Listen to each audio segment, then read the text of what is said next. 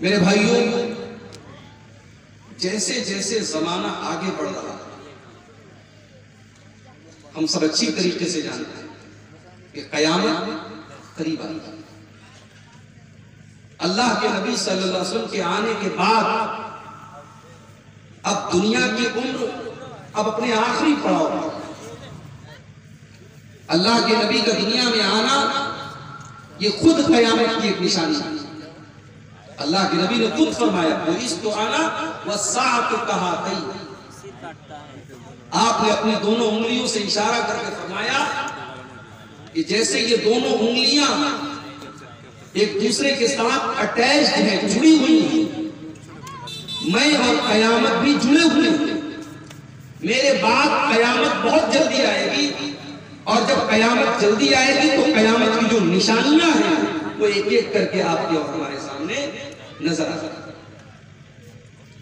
कयामत की उन्हीं निशानियों में से एक निशानी जनाब मोहम्मद रसूलुल्लाह सल्लल्लाहु अलैहि वसल्लम ने ये भी बयान फरमाई है कि फितने बहुत ज्यादा है। फितना, पता नहीं आप फितने का मतलब समझते हैं? फितना किसको कहते हैं? फितना कहते हैं उस चीज को जो हमारे और आपके दीन के लिए, ईमान के लिए खतरा हो, और उस चीज से बचना बहुत मुश्किल, उसको कहते हैं फितना। कभी आप सोनार के पास जाइए, मेरी माएं बहनें तो जाती होंगी, अपने सोने का कोई जेवर आप दे दीजिए सोनार को। सोनार क्या करेगा? उसको भट्टी में तपाएगा, और जब भट्टी में तपाएगा तो उस सोने के ऊपर जो मैल कुचैल है, सोने के अलावा जो और मटेरियल है निकल जाए, और उसके बाद जो प्योर गोल्ड होगा, जो शुद्ध सोना होगा, जो असली सोना होगा, वो बचेगा। तो इस प्रोसेस को अरबी जबान में फितना कहते हैं। फितना क्यों होता है? हमें और आपको परखने के लिए होता है कि हमारा ईमान कितना मजबूत है, हमारा दीन कितना मजबूत है। अल्लाह के नबी जनाब मोहम्मद रसूलुल्लाह सल्लल्लाहु अलैहि वसल्लम एक मर्तबा मदीना के पहाड़ के ऊपर चढ़ते हैं। बारिश का मौसम है, बारिश हो रही थी। आपने फरमाया, इन्नी अरल फितना खिलाल बुरूजिकुम कमवातिल कतरी।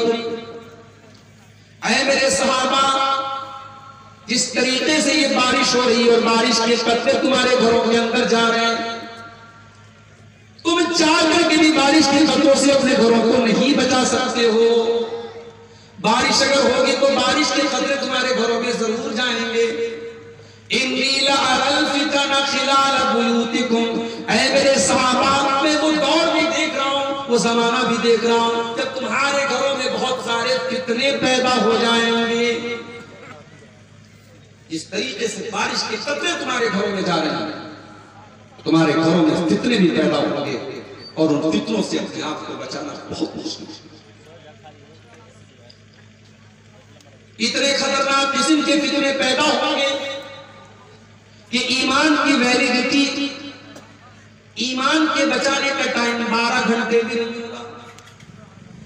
12 घंटे भी किसी के ईमान की गारंटी नहीं होगी। अल्लाह के प्यारे नबी फरमाते हैं, सही मुस्लिम की रिवायत है, बादिरू बिल आमालि फितनन कक़ितइल लैलिल मुज़लिम।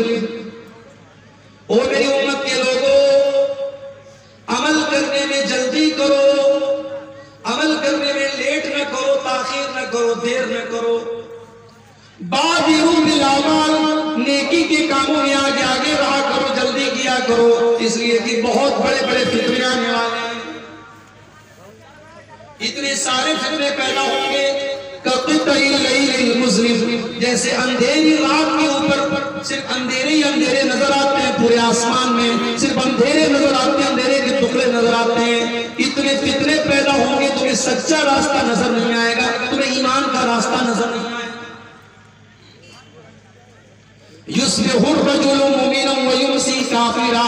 सुबह को एक इंसान मुसलमान होगा, शाम होते होते काफिर हो जाएगा। वयुमसी मुमिनन वयुस्बिहु काफिरा, शाम को मोमिन होगा, सुबह को काफिर हो जाएगा। शाम से सुबह तक और सुबह से शाम तक ईमान बच जाएगा, इसकी गारंटी नहीं। क्यों होगा ऐसा? क्या जान का खतरा होगा? क्या बाल बच्चों की जान को खतरा होगा? नहीं। अल्लाह के नबी आगे फरमाते हैं यबीउदीनहु बिअरदिन मिनद दुनिया, अपने दीन को, अपने ईमान को दुनिया के चंद टकों के बदले में इंसान बेच डालेगा, अपने ईमान का सौदा कर लेगा, अपने दीन का सौदा कर लेगा, दुनिया की दौलत के बदले वो काफिर हो जाएगा, वो मुर्तद हो जाएगा।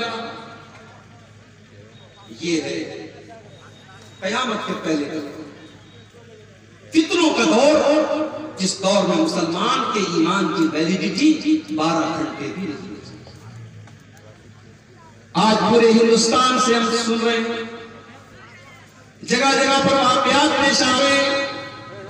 मुसलमान लड़की गैर मुस्लिम के साथ मोहब्बत करती है, उसके साथ चक्कर चलाती है, फिर उसके साथ घर से भाग जाती है, उसके मजहब में दाखिल हो जाती है, मुर्तद हो जाती है, इस्लाम को छोड़ करके उसके मजहब में दाखिल भी हो जाती है, उसके मजहब के मुताबिक जाकर के उससे शादी भी कर लेती है।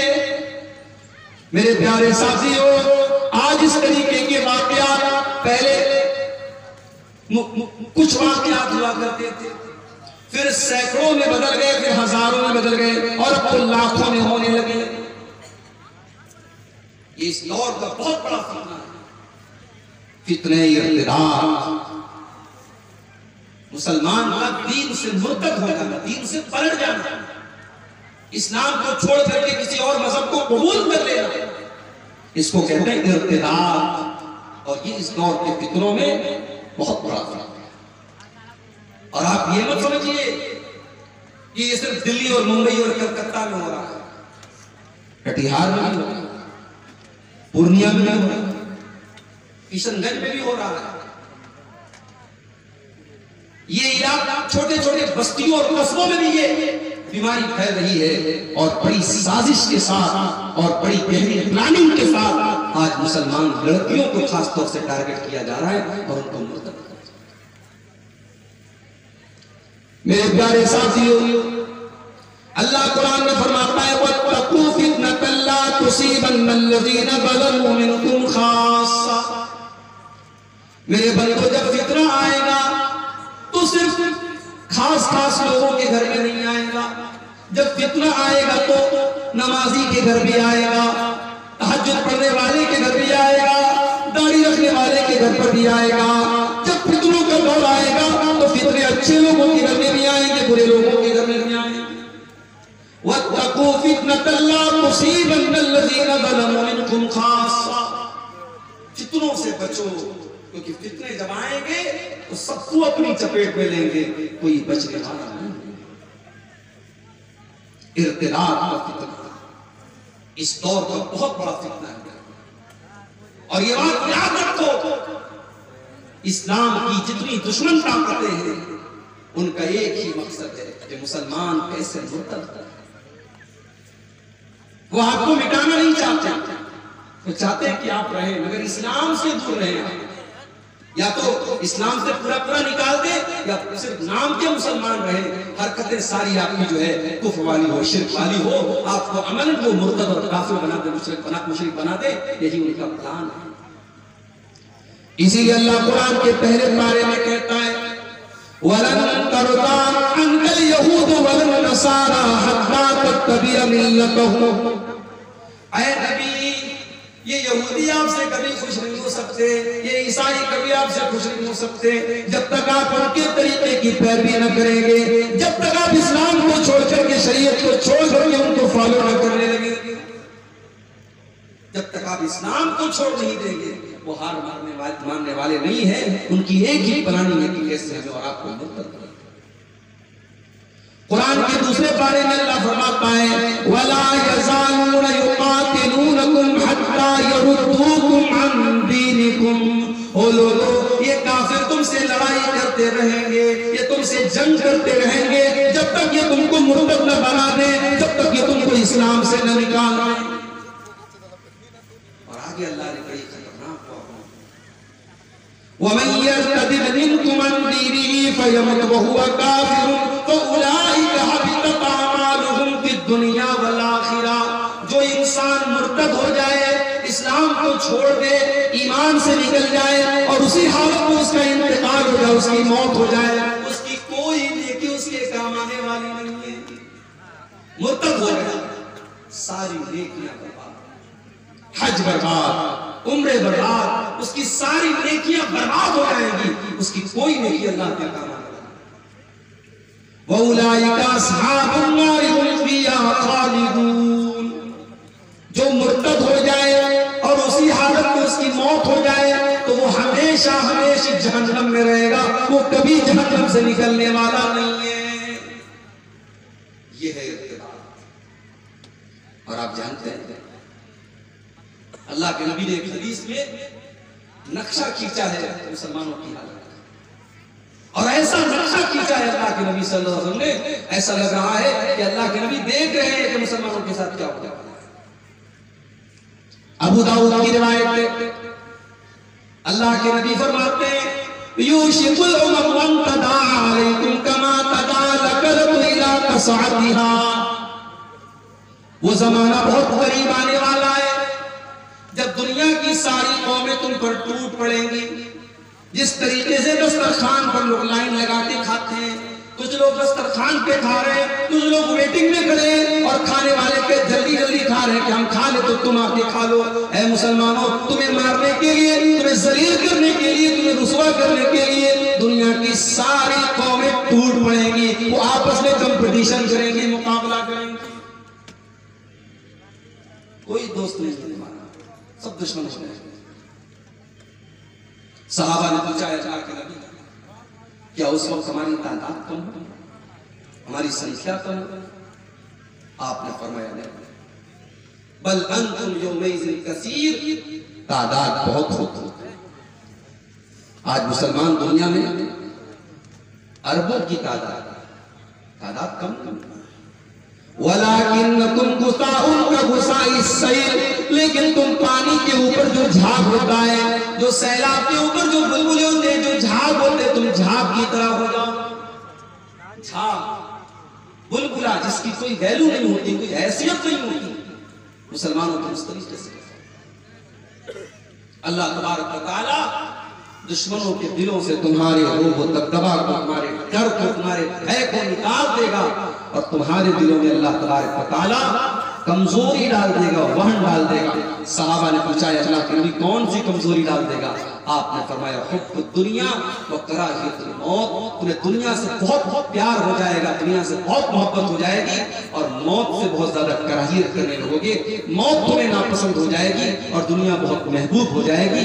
ये बहुत बड़ी बीमारी है जो अल्लाह तुम्हारे अंदर डाली। आज आप गौर कीजिए, यानी आज वो हालात है कि हमें अपनी कौम की लड़कियों को ये बताना पड़ रहा है कि इस्लाम बहुत अच्छा दीन है, तुम इस्लाम को छोड़ के मत जाओ, तुम मुर्तद मत हो। हमें आज अपनी कौम की बेटियों को ये बताना पड़ा। क्या इससे बढ़ के शर्म की कोई बात हो सकती है? मेरे पूरी तारीख में शायद ऐसा दौर कभी ना आया जो दौर आज हम और आप मुसलमान घर की लड़की नकाब पहन के निकलने वाली लड़की। आपके बिहार और बंगाल में तो नकाब का रिवाज कम है, यूपी के अंदर, महाराष्ट्र के अंदर, साउथ के अंदर तो बहुत नकाब चलता है। घर से लड़की सर से पैर तक नकाब में निकल रही है और बाहर अपने बॉयफ्रेंड के साथ, गैर मुस्लिम बॉयफ्रेंड के साथ वो होटल में रही है। ये हालात है। लेकिन एक बात याद रखिए, अगर हम मुर्तद हो जाए, क्या इससे अल्लाह के दीन की हैसियत पर कोई फर्क पड़ जाएगा? क्या इस्लाम का कुछ बिगड़ेगा? क्या नौजुबिल्लाह अल्लाह का कुछ बिगड़ेगा? नहीं, अल्लाह का कुछ नहीं बिगड़ेगा, इस्लाम का कुछ नहीं बिगड़ेगा।